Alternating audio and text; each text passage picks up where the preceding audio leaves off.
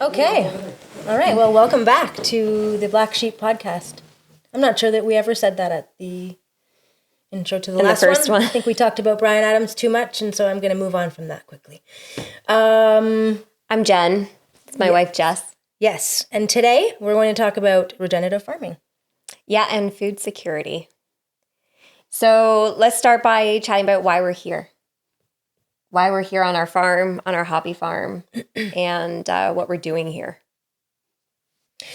Well, I'm going to talk a little bit about why we got here. So obviously, we've seen a lot of crazy stuff over the past couple years with food security, with rising costs of food. I think one of the concerns for me was hearing about the Netherlands and how they were trying to dictate farming practices and the war on it with Ukraine and what's it called? Sorry. Fertilizer, obviously fertilizer. So those types of conversations that started happening in the mainstream were a big red flag for me. When someone starts talking about controlling who is growing and how people can be growing food, it's like guns. You know, I had really never had a desire to own a gun until Justin Trudeau told me that I couldn't have one or I shouldn't have one. And then I was like, well, you know what? Nobody with an AR-15 ever got on a cattle car. That's true. Did anybody see that going around? Because that was like, boom, right? Like, so as soon as you tell me that I can't do it, I'm going to think I should be doing this because there's a problem. So, I mean, I think that's when we really got into discussing the idea of moving to a location where we could be more self-sufficient, learn how to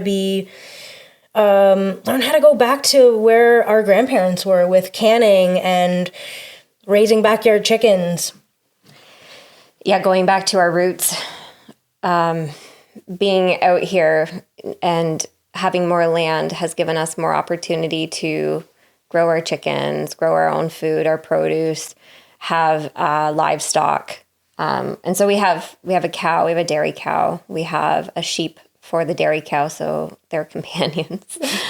And you know what? For those of you that say that I'm an asshole, guess what? She has 3/4 of a leg. So you know what? I'm not disable-phobic, okay? Disable-phobic? I've got a crippled sheep. Yeah, barely. So, anyway, she's the sweetest. Yeah. We have 30 layers now, 30 laying hens. So right now we have 20 eggs a day, which is just like little gifts every single day we go in. And one of the wonderful things about having our own chickens is that they drop down the amount of waste we produce. They are, if you didn't know this, they are carnivores. They eat themselves. It's really fucked up. Yeah. We'll talk about this later, but when we called our chickens this past weekend, they were coming out and eating like the blood, the guts, anything. Like there was some chicken, like FYI, like disclaimer today, there's going to be probably some uncomfortable discussions. So there's some chicken heads on the ground and they're pecking away at them. Like, I mean, they were hanging out with them the day before and now they're like eating their flesh. So super interesting. But we keep talking about backyard chickens. It's in the news right now in St. Thomas, Ontario. They just mended the bylaw to now disallow backyard chickens. And you can correct me if I'm wrong, but I'm pretty sure that that's what I read. And people are outraged by this. Yeah, but then some of the comments are just so absurd. People are like, good, we shouldn't have backyard chickens. Like they attract whatever. And you're just uneducated. You just have simply no idea what the benefits are of literally every single person having at least one chicken per person in their household. Yeah, they feed us, they produce food for us, but they also cut down on waste and garbage. I mean, when we lived in London before this, which is, sorry to interrupt, one of the unhappiest cities is it Canada? I think it got voted recently. So Big shout out to London and the mayor over there. You guys have done a great job over the last 20 years or so. Yeah, and I remember reading when we were living there that the dump, that the local dump is going to be full by 2025. And, you know, the Liberals want to keep taxing carbon, tax us more, take more money, but we don't want to deal with any actual legitimate ways to regenerate our own land and take care of the land. And, having chickens reduces waste. In Belgium, they had an initiative of everybody can take 3 chickens, right? And they watched their waste consumption of the city drop by it was tons. I mean, I've read the study because I had the discussion with the City of London too, and so we had looked at this like a long time ago. But it was by the ton within weeks. It's crazy. And here, I mean, we have 4 buildings on our property. We do have waste, and yet we have typically 1 garbage bag a week. That's it. I mean, there is literally 0 food that goes to waste on this farm. Every single thing goes to the chickens, and what they don't eat goes to the earth.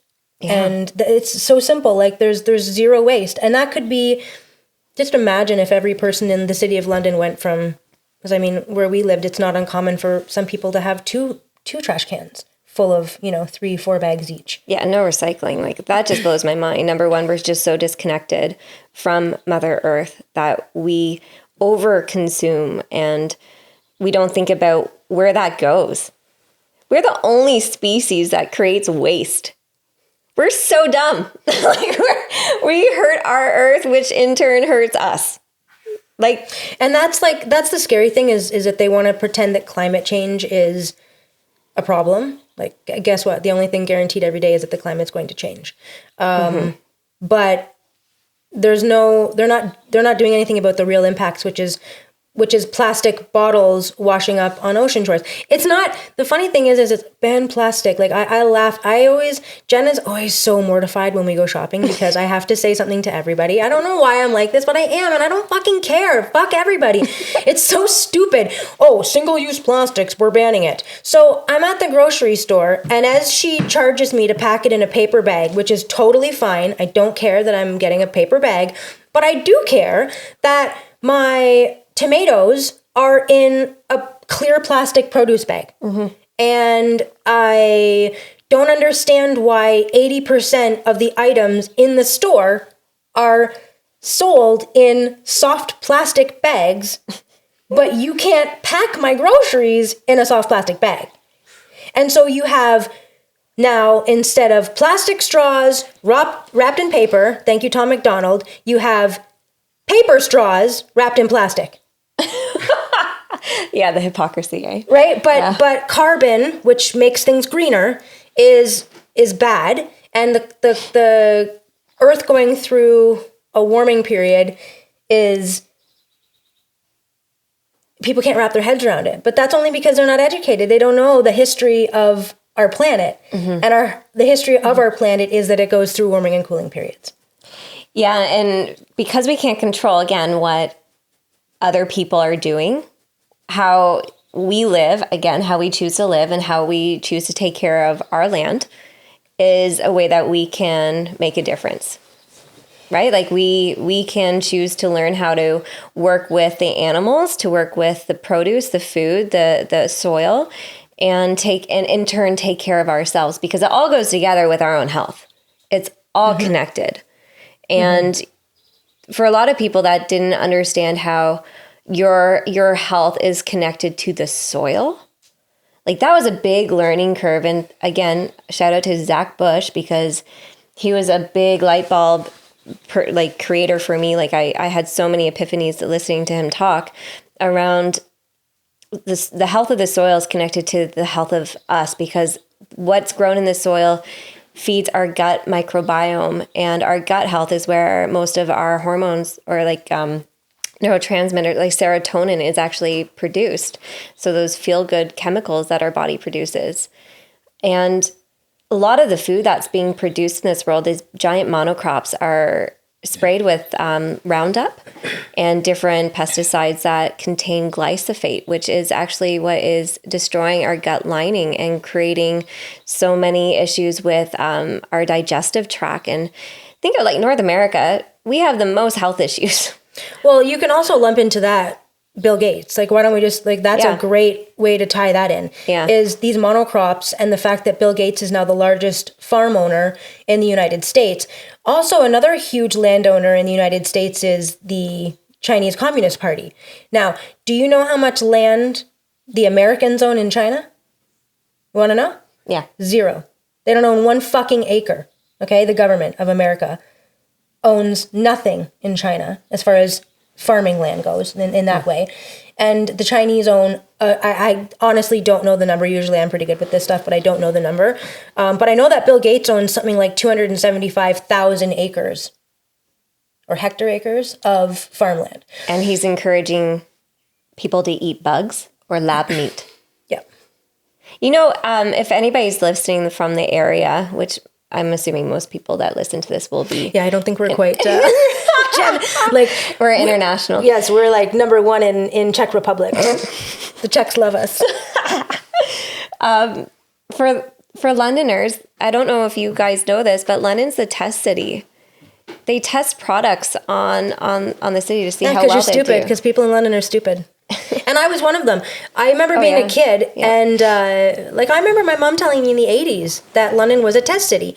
And at McDonald's, because it was the first McDonald's, I believe, in Canada, correct me if I'm wrong, but I believe it was, on Oxford Street, Oxford and Wonderland. That was the original. And that's where we would get, when we were kids, that was the pizza. Do you remember? I'll say to people, remember like McDonald's? They're like, what? Pizza? We had McDonald's pizza. We had all of the very first things in London. They would try it on us and you know. Plant-based burgers. Yeah. Yeah. And we bought into a lot of that. We bought into we were plant-based eating for a while. Several years. When Jen and I first started dating, I think I might have touched on this last time, but Jen was, I don't know if I did or not, but Jen was borderline vegan. And I would have done anything and said anything for Jen to go on a date with me. So I was like, yeah, sure. Like, I'll like, you know.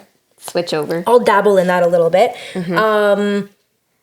Meanwhile, I'm making chicken fingers for my daughter and sneaking them.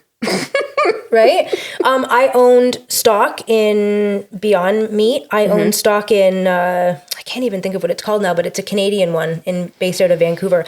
Anyway, I sold both at a loss out of sheer principle, because once I really woke up to the agenda, I was just like, oh my God, like this is insane. But it's no secret that Bill Gates owns all of that land and is pushing plant-based diets, and people think, oh, plant-based, and they hear it and they think, wow, this is wonderful. But really, it's plant-based just means made in a factory. Like there's often no plant about it, other than like a plant. Like I'm going to my job at the plant. I should read the ingredients in these things. And when I was plant-based, I was having significant hormonal issues because there was so much estrogen in a lot of that. And I was having digestive problems. Like you can look back on my Instagram page and you can see my weight. Like oh my God, I hadn't been that heavy since I was pregnant. I was like almost 170 pounds.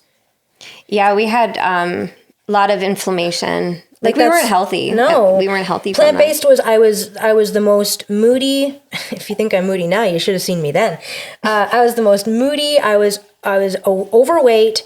I felt like just so slow and tired. Yeah, and then I started working with a hormone therapist because I was like, something's not right. I need to figure this out. And I had to increase my protein intake significantly, and inflammation went down. I was getting hormonal flu every month. I was going through a flu because it's all connected to your immune system. Your hormones are connected, your stress response, they're all connected to the immune system. And so I was going... Okay, sorry. I don't want to forget that you're talking about something that's really important. Yeah. That during COVID, that was what they told people to do, was go out and eat fast food. Remember? Like they wanted you to have low immune suppression based on how they were, what they were telling you to eat. Don't go outside, don't get the sun on your skin, don't exercise, don't go to the gym. Yeah, so basically everything that actually destroys your health. Our government was encouraging and banning. Yeah. So when I was working with this hormone therapist and increasing my protein intake, I'm watching my body change significantly. My I was no longer having hormone flu. Oh my God, thank God. That was awful. And inflammation goes down. My digestive system's feeling much better. And correlate that to being on the farm now, we're also eating the medicine that's grown here. Our own farm eggs, like that's medicine for us. Food, you have to remember that food is our most pure form of medicine. We are what we eat. And if we're in a consumeristic society, consuming shit, processed shit, and we're not even being mindful of where meat comes from, or even the lettuce that got onto your burger. Nobody cares because nobody's connected. And that's the biggest problem for a lot of people, is that you're walking around unaware, unconscious, not paying attention. And part of how we got to doing this and being out here, and we've been here for a year and a half.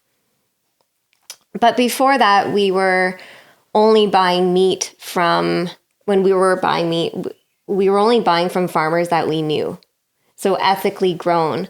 I hadn't bought store-bought meat in years. Once I understood that, I made the connection as a kid. Why are all those animals on the transport truck? And then understanding how the nervous system works, and that when we die, or when an animal dies, that's in a state of fear. Your body is flooded with stress hormones, so cortisol and adrenaline. And what do we eat? We eat the muscles. And those stress hormones go straight to the muscles to get the animal into fight or flight response. We're eating that. That's like, once I understood that, like, holy shit, that changed significantly, because all the animals that are factory farmed, they're so unhealthy. They're treated poorly. It's unethical. Number one, it's just so unethical. Mm-hmm. So us coming here to our farm and learning the animals, learning the connection of the animals to our garden, back to the soil, back to our gut health, it all works in harmony.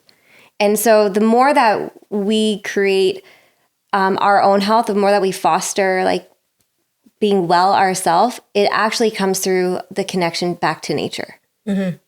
And the respect for our animals, in turn, is our respect for ourselves. Mm-hmm. Yeah, I'm going to have to say that it's incredible how fast the health can shift. So we meet, shout out West London CrossFit. I'm training there for years. They preach a paleo way of, a paleo diet in the CrossFit world, kind of. So I'd been doing that, but like not super strict. We meet, I'm only having meat from the farmer, from these guys. I'm not going to say their name because, anyway, so from my farmer for like 10 or 12 years now, cream, raw, unpasteurized milk, cream, yogurt, butter, you name it. We're good. We're healthy. Things are really good. The cat just jumped up. So for those who can't see, and then this is when you decide to go into more of a vegan. We watched this stupid fucking documentary. Oh, it got me. And it got me. And there was also this chef that we used to kind of hang out with, and she was a vegan chef, and I get it, and whatever. We were kind of on board with it. We watched this documentary. It kind of shifted how we thought. It was obviously brainwashing, and it wanted to steer you in that direction. It's obvious. Any documentary you watch, you have to watch, and you have to be open-minded, and you can't. Everything can be misconstrued. And we're animal lovers, so it's easy to pull on the heartstrings. Of course. So I tell my coach, Jesse, at the gym, shout out Jesse, that we're going to be going vegan. And he's like laughing. Like he's laughing at us being like, mm-hmm. And he was really polite about it, but he wasn't happy. And he knew that it was absolutely retarded. And we did it anyway. And within 15 months, I'm 170 pounds, very not kind of well, which is why when COVID hit, why we got suckered into it at the beginning, because we were just like, that my kid loves this, we're just so in this state of, we were unconscious for a while. Yeah, we were unconscious. And the food, I feel like that food makes you unconscious because it's dead. It's not real food. Mm-hmm. So it's you are what you eat. And we were eating dead things that weren't real. So we were not real. We were not functioning. Yeah, And, I mean, you right? are what you eat, right? Like, Yeah, and as soon as we said, like I said to you, look, I can't do this. So I said, you're gonna have to like, I'm like, by the way, I am a misogynist because I'm like, look, you're gonna have to cook me. My wife does most of the cooking, so I am a chauvinist pig because I was like, look, you are gonna have to cook me meat. Like, I don't want to be a vegan anymore. You're gonna have to cook me meat. I can't be fat. I can't be fat. So you're gonna have to fucking help me. And like you did. I mean, you did. God fucking love you. You did. I was sneaking meat behind. And then Jen would be like, so my kid, even my poor kid had to eat a bit of vegan stuff for a while. And then so my kid was so happy we're eating like lots of meat. And my kid said, oh my God, it was so funny. So we're sitting at the dinner table and our kid goes, Jen, why are you eating chicken? I thought you were a vegan. And you like definitely were not like, you like kind of like gave her like a snappy response because you were embarrassed that you were like, totally. I was that like, you wanted to eat the meat. You knew it tasted good. It tasted better. You liked it. But you were just torn because you were being brainwashed into thinking that it was unethical, it was wrong, and you're a terrible person for doing it. Meanwhile, the way that you're eating factory farmed food is wrong, and that is unethical. But that doesn't mean that meat has to be that way. And we're living proof right now. So it can be different. You can change it. We just raised 40 broilers. So for those that are not educated on chickens, these are meat birds. These are not the big white ones that are called, I believe, white Cornish rock. And these big white ones are what McDonald's, for example, raises. And they raise them in an absurd amount of time. It's like... Well, and they're injected with hormones, right? So they can barely even walk. But these poor things, by the time they're ready to be culled, they literally can barely stand on their feet because their breasts and upper body are so big that their poor little bodies aren't meant to live longer than this. It might even not be 8 weeks. It's disgusting. And they're prone to heart attacks because they're growing at a fast rate that their body is not naturally designed to keep up with. Yeah. So it's a really sad thing. But anyway, so these birds that we raise are called rustic rangers, and they're beautiful birds. They grow at a really nice pace.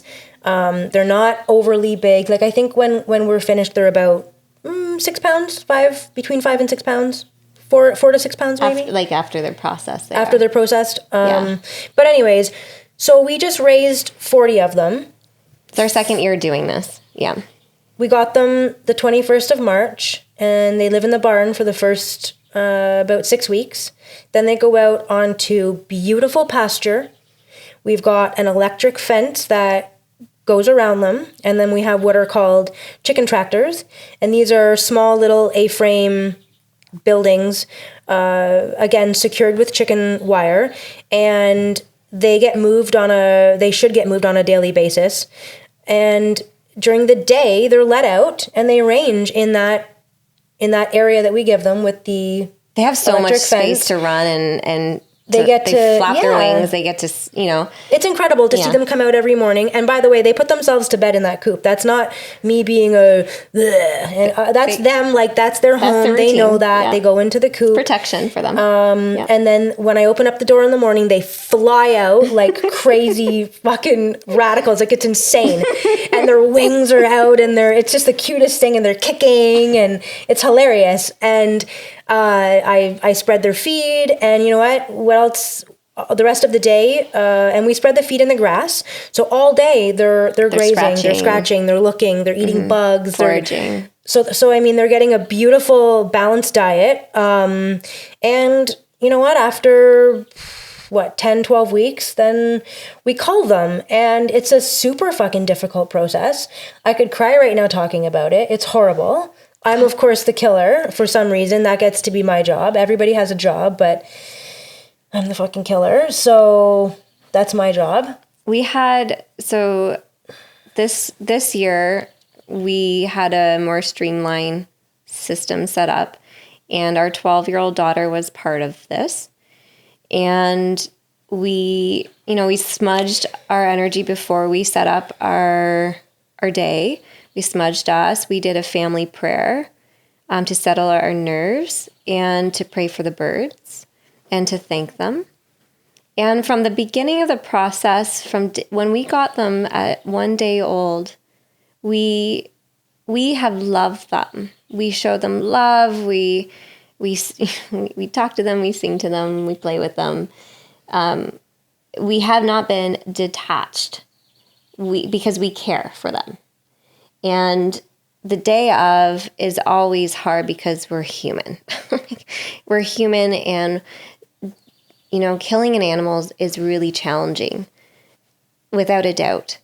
And there was lots of tears shed. And I think that is just such a normal reaction to have. But the fact that we want to be able to eat meat,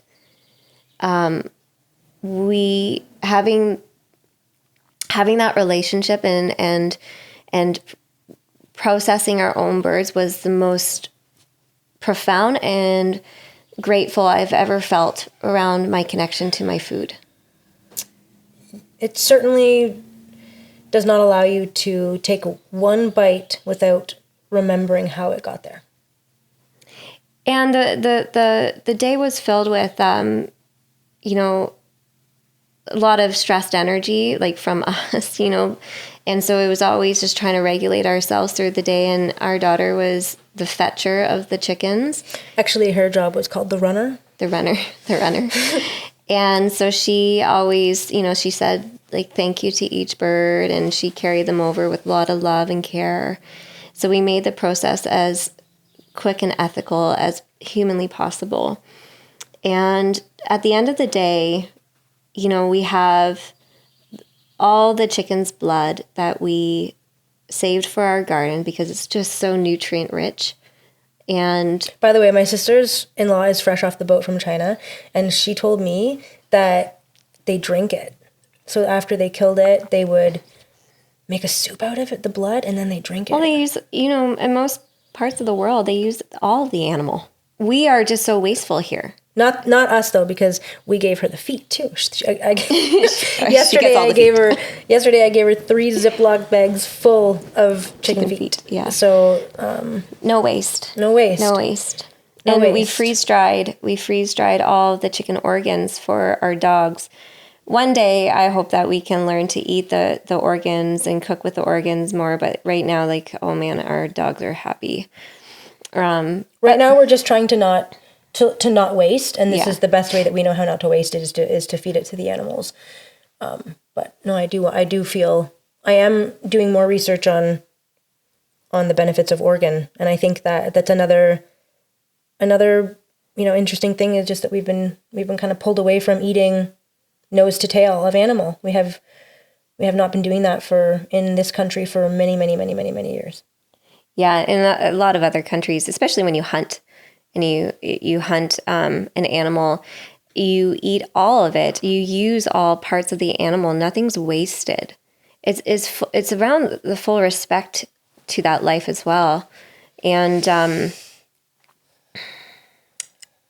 we having a freezer full, being able to have our own food secured.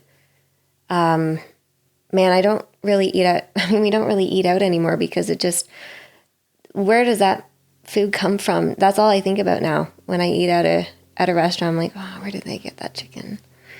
Or where did they grow? Or what farmer grew that and what was it grown in? It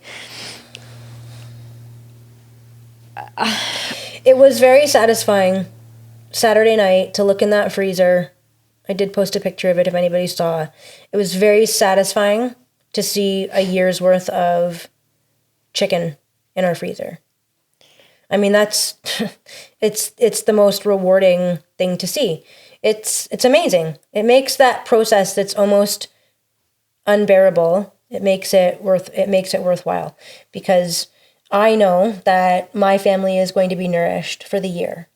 That sacrifice of that day and those animals means that my family will be nourished for the year with food that's not from Costco. Those animals are not raised in a gigantic, steel barn in tiny little cages that never see sunlight. And you know what? Free range, guess what? That only means they're in that exact same facility, not in a cage, but with a zillion other birds with zero room to move. There's no grass to peck. There's one window. So there's a big difference between, pasture raised, free range. Free range is they get 1 square foot to be able to move, and then there's a window in the facility. That's all that means. So you're paying so much extra money for free range, thinking, because I'm one of those people, I did that, and I thought, I bought into that. I'm doing a good job. I'm buying the free range ones. No, but apparently it's pasture raised. Pasture raised means that they are out on pasture. Believe it or not, as hard as that is to imagine. So I want to talk a little bit about how the animals work in unison, because this is something that I think that people aren't aware of. And this is what this really exemplifies what regenerative farming looks like. If you want to talk about, the climate crisis and everything, it's not about what you think it's about, and it's not even a crisis. It's not at all. But we're missing the mark on farming. Farming has become something that it wasn't 150 years ago. Just because Rockefeller decided that this is how it needed to be doesn't mean that this is how it needs to be. Our dairy farms in Canada, I think, are really good in comparative to some of what goes on, I think, in the U.S. and stuff like that. But really, I mean, some of the practices are pretty crazy. Like, a lot of exposure I saw this year, which I wasn't all that aware of, was like milk dumping. I don't know how much you guys know about that, but if in Ontario, if your cows do really well 1 month and they're all healthy and producing and it's wonderful, and say it's like the 20th, let's not even make it that bad. Let's say it's the 27th of the month, and you've got, so you've got five days depending till the end of the month. If you've hit your quota for the month, that's it, man. So whatever else you do those 5 days means nothing. And you have to literally dump it down the drain. You cannot give it to homeless people, call the single mothers in the community. So much waste. Give it to the school. Maybe you could give a little cup of milk to every kid in the morning. No, can't do that. They have to dump it out. That's how little we think of our animals, our farmers, our starving, right? Our impoverished. This is how little we care, that we'd rather just dump it out than say, hey man, good for you. You've got 5 days of fucking free milk you can give people, right? Or sell on the side. Mm-hmm. We've met our quota. Mm-hmm. Good for you. You get a bonus this month. Mm-hmm. People get to benefit from that. No, fuck you. Dump it. It's fucking absurd. Well, and people can't afford their groceries right now, and we're dumping milk. Yeah, make that make sense.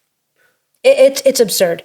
But so like with regenerative farming, you're not just raising. The whole point is that you're not just raising one animal or growing one crop. If you're growing corn every single year in the same field, spraying with the same Roundup or whatever you're spraying with, and then you're coming in the next year and you're tilling it. This is something that I had no idea about. But tilling is breaking up all of the biome, the microbiome that soil created all last year. And all it's doing is literally killing it. Okay? Yeah, you kill all the microorganisms every time you turn the soil. So instead of rotating crops, I mean, there's so much that we can do to prevent this. We just continue to do the same things over and over again and expect different results. And we're not getting it. With regenerative farming, a place like ours, we have just under 10 acres. It's not huge, but certainly big enough that we can do a lot with. We could have, I mean, we're working on it, a hayfield, mm-hmm. A forest, which we've got a forest established, but we're trying to get more. We've just put in an orchard that I think we're going to hopefully get a chance to talk about later on. We could have pigs. The pigs go into the forest. The pigs pond. Root up the forest and get all the ground coverage gone so that your trees can now flourish because they're not tied down by all of the other little things growing around it. And then after the pigs leave, you could bring ducks in, and then the ducks could clean up what the pigs left, and etc. The cow goes through the pasture. The chickens would, the ones in those tractors would follow along where that cow is the week after, and then it would eat the cow's poo, and inside the poo there's corn and there's bugs. And they scratch the poo into the soil to feed the soil. So that you don't have to have manure spreaders. Yeah. I mean, there's just so much that we can do with regenerative farming that people don't understand. Farmers don't understand. They don't have the time. And it's not incentivized. No one is incentivized in this country to do anything good for the environment. That is a fact. That is a fact. We are I hate labeling myself unless it benefits me. We're two lesbians, okay, farming. Do you think there's one fucking benefit for me? Because there's not. But if I was a trans, then there would be. I could get benefits for a small business or something like that. Or if I was Black. So there's no incentive for me to be able to do any kind of farming or grow forests. It's impossible to get trees. I tried and tried and tried. I'm on lists and lists and lists. It's incredible to me what we will give money to people for. 100 million to the LGBT, whatever. 33 million to fight all of those forest fires that are raging, that may or may not have been intentionally set by our government. So you have to see that this is, it's clear that there is no incentive or desire to make this system work. It's just set up to fail us. Yeah, I mean, you get more incentives to switch over to a smart meter, but to create compost, right? To do anything with like composting or your own eggs or planting backyard chickens trees to take away food waste from the dump that we don't have room for. There's teaching you how to grow your own food. No. Like there's none of that. And seeds. Imagine if the city of London said to those people, hey, food prices are going up. Here's some seeds. Here's some lessons. To incentivize people, we're going to offer a composter for your backyard. Because I remember that in the 80s or 90s, they offered composters to people in London. Why they wouldn't say, here's a composter and here's some seeds. Food prices are on the rise. I think no matter how you live, if you live in an apartment, if you live in a home, you should be growing something. No. Yeah, I mean, we're so capable of so much more than what we do. And every time we think that we're going to trust somebody else to do the right thing or take control and do something good, it's not working. That's why, us coming out here onto our homestead and taking the matter into our own hands, because we want to be healthy ourselves and to take care of our Mother Earth. We have to do that. Every single person has to do it themselves. And learning, we're not gardeners. Like, we're learning. Everything that we're doing here on this farm we're learning. We're watching videos. We're talking to other friends that have homesteads. We're following. All we're doing is just absorbing information on how to grow my cucumbers to tomatoes, how to use the different animals for their different jobs. All animals have a job. All animals have a role. And what we're learning is we watch the animals and they teach us. Yes, and that's so true, but don't forget we are nature, and it is innate in us to do this. And so yes, we with our animals, they teach us everything we need to know. You're right. But like it's in us to garden, right? Like when I was a kid, I used to have to go to my grandfather's and be in the garden, and I did work at an apple orchard, so I was anyway, whatever. But it's in us. Like you go into the garden and you just do it. Like you just know. Like we are nature. Our innate knowing is just kind of directing us. Like we've done it. Like it's just incredible what we can accomplish when we just get into the dirt. Oh, and it brings us so much joy. Like whenever I just need to go and get myself regulated because I might be stressed or feeling overwhelmed, I just go into my garden and I just look at everything that's growing, because it just reminds me back of like, this is where I am. I'm connected again. I'm grounded. I'm centered. I'm watching abundance. You know, nature runs its course. Like nature is just filled with abundance. And in a world where there's so much food scarcity, there is so much abundance, and it's seasonal.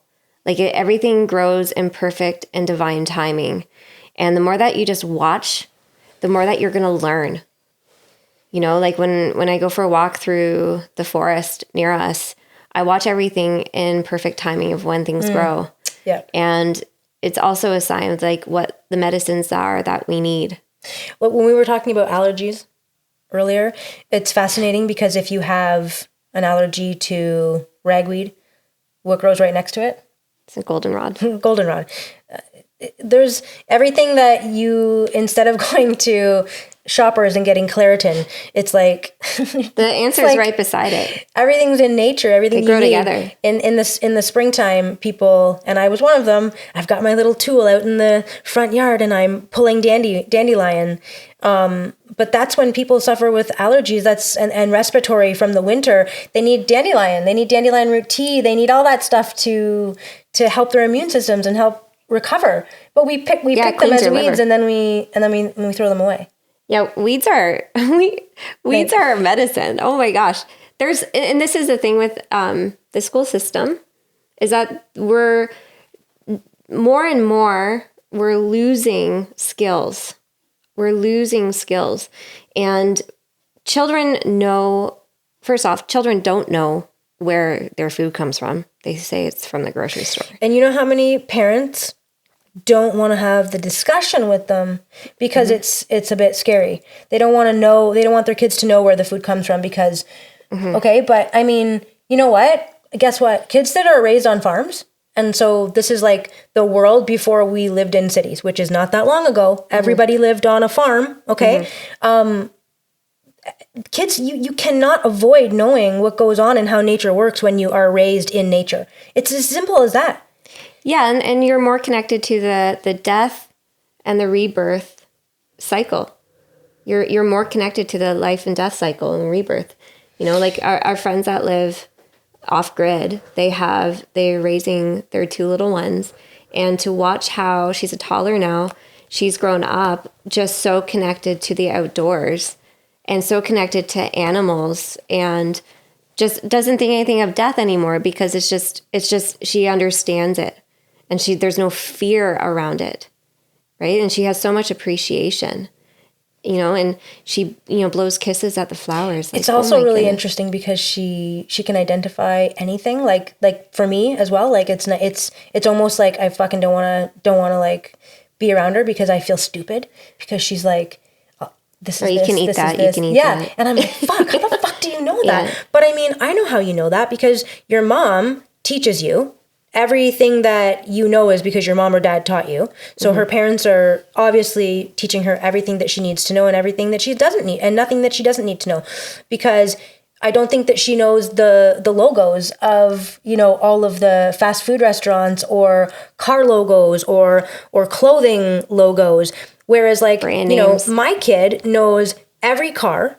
My kid knows she's 12. She knows every single car that drives by. Right? Yeah. She can say all that. Our kid knows every like brand, and we're not even consumption people, but she still is exposed enough to it in the city that she knows all of it, but yet knows nothing about, now I shouldn't say knows nothing because that's not true because she's been removed from the education system now for several years. So she has gotten quite into nature, but while she was still in school up to grade 4, could not identify plants, different leaves of trees, nothing like that. So it's mind-blowing to see what we are teaching kids in school that is completely useless to them, especially at younger ages, where they should be just simply out in nature, exposed. That's it. Yeah, that's where most of our learning comes from, is in nature. Yet they spend, 30 minutes if they're lucky outside. Well, isn't that everybody's favorite subject is recess? Right? Right? Like that. And we should take a page from that book. I mean, that's where kids are happiest. That's where they're interacting with each other. That's where they're learning how to be social, how to be people, boundaries. this is how to build friendships. I mean, this is really, they can do math while they're playing basketball. They can, you get Natural 5 learning, shots, right? you get 2 shots. It's natural learning. Keeping score in the soccer game. I mean, there's like so much that they're learning by playing, yet we have to take all of the fun out of their lives at, 4 years old and put them into the military school system and, teach them everything that they don't need to know. Well, I think that's why there's a big push right now for forest schools and alternative education now. Yeah, definitely. Homeschooling even, because we're getting children back connected to the earth and essentially to themselves. Mm-hmm. And you can't help but see that. You can't help but see that. Kids need nature now more than ever. They really, really, really do. We've just become consumption. It's just all about consumption. It has nothing to do with, it's just materialism. We buy, we consume, we buy, we consume. We need more, and we need to get back to being connected to our roots, our where we come from, where our food comes from, why do we want our food from there, why that's important, how did my food get to my plate.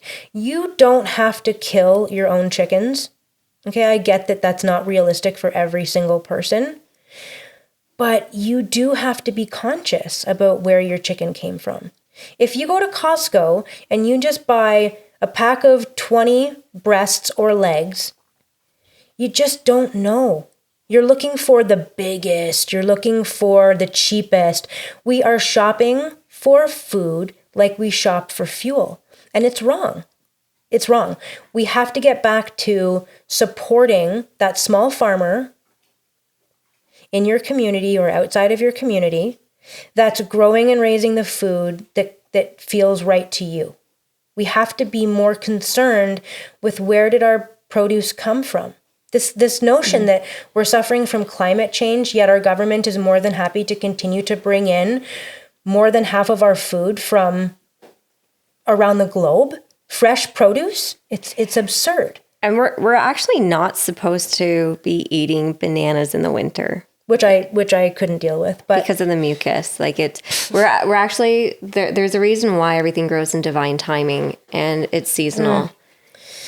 That's fair. That's probably why I clear my throat every 5 seconds in these podcasts, because I'm eating too many bananas when I shouldn't be.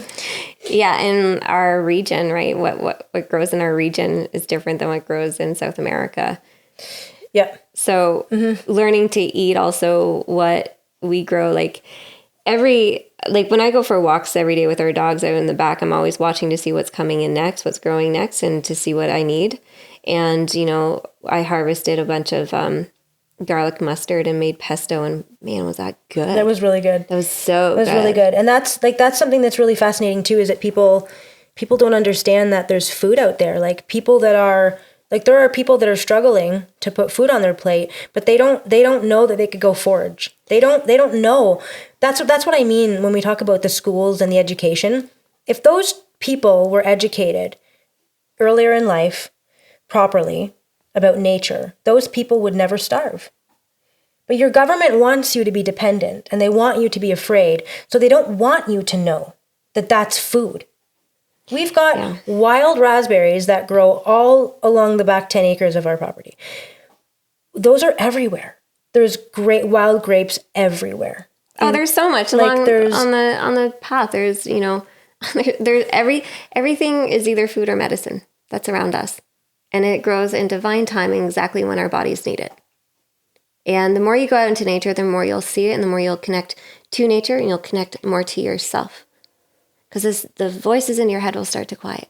And the more that you can be comfortable in your own skin and the more that you'll be comfortable with your own thoughts.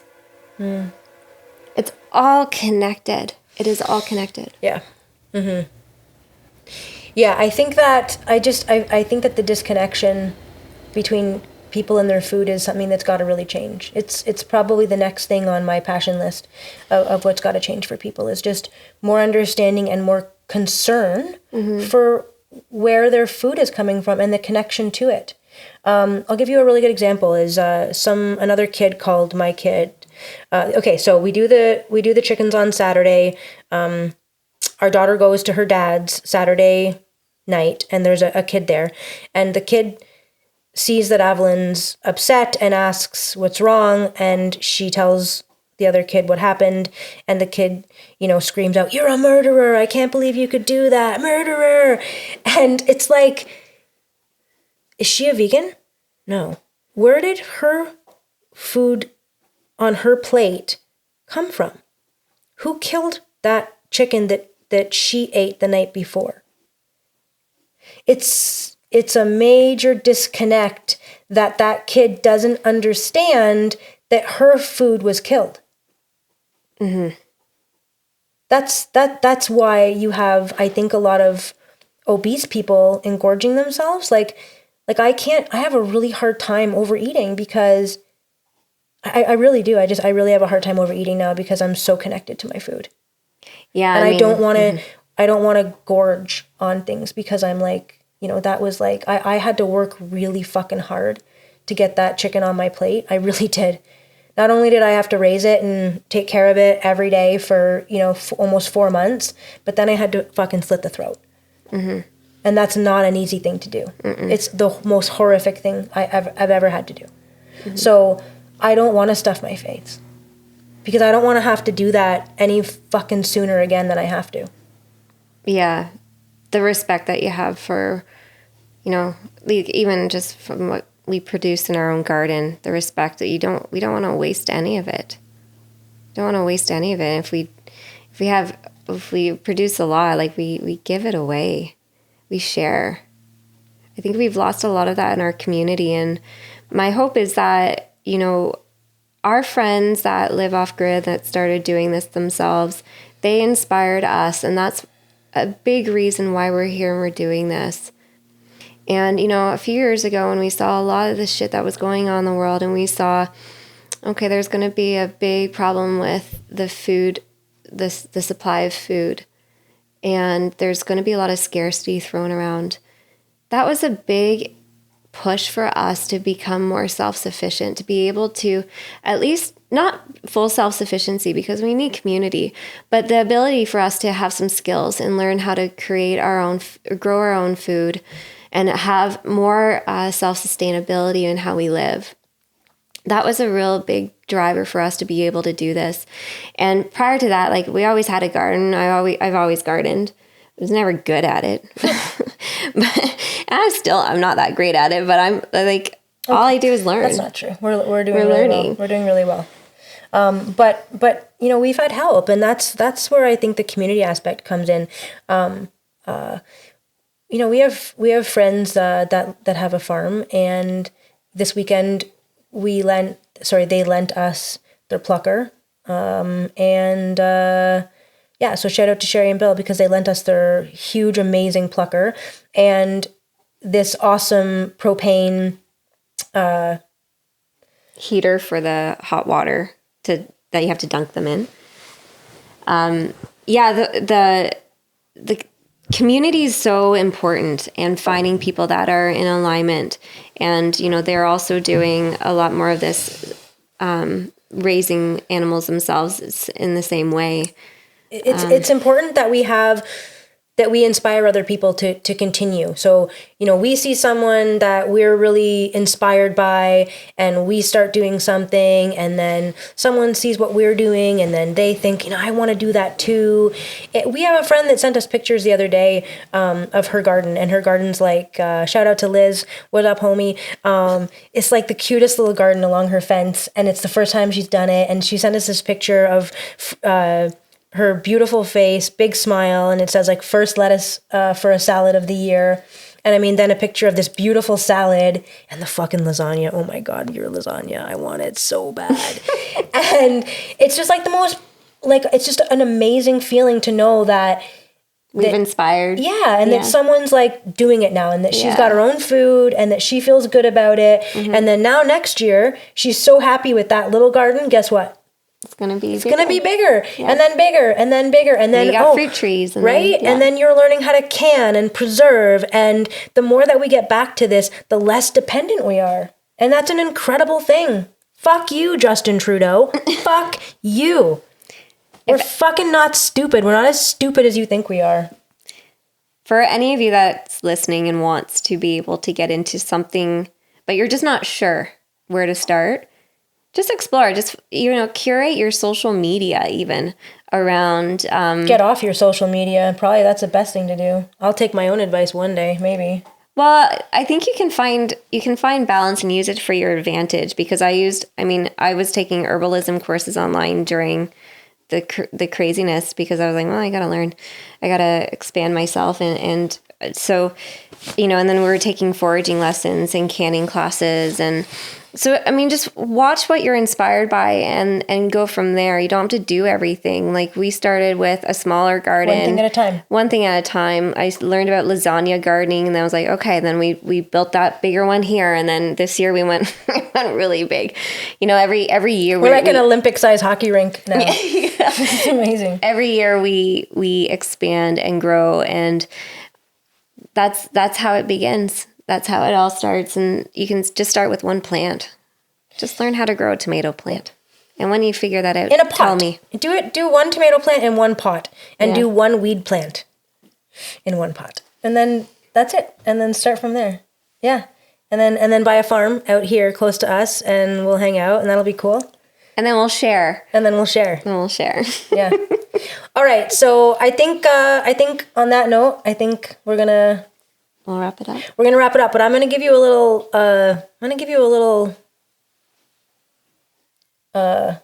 Oh wait, no. I was gonna give people a little heads up on check out our next episode, but it's gonna be flipped. So never mind. Forget that I said that. Reverse. Beep, beep, beep, beep. All right. Anyway, thanks y'all for listening. We'll hope to have you back soon.